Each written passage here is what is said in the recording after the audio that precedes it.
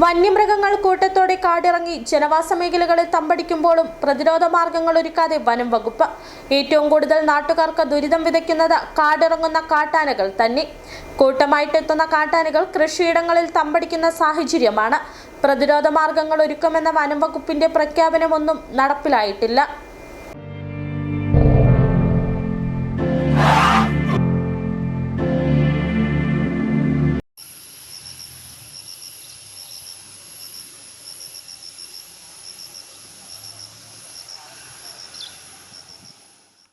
ഹൈറേഞ്ചിന്റെ പല മേഖലകളിലും ഇപ്പോൾ കാട്ടാനകൾ കൂട്ടത്തോടെ കൃഷിയിടങ്ങളിൽ തമ്പടിച്ചിരിക്കുന്ന സാഹചര്യമാണ്.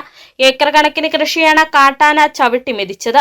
നിരവധി മനുഷ്യജീവനുകളും കാട്ടാന കവർന്നെടുത്തു. കാട്ടാന ശല്യത്തിന് പരിഹാരം കാണുമെന്ന വനംവകുപ്പിന്റെ ഉറപ്പാകട്ടെ വെള്ളത്തിൽ വരച്ച വരയായി. തോട്ടം കാർഷിക മേഖലയിൽ കാട്ടാനകൾ കൂട്ടത്തോടെ തമ്പടിക്കുന്നതിനാൽ തോട്ടം തൊഴിലാളികൾക്ക് ജോലിക്ക് പോകാൻ പോലും കഴിയാത്ത സാഹചര്യം നിലനിൽക്കുന്നു.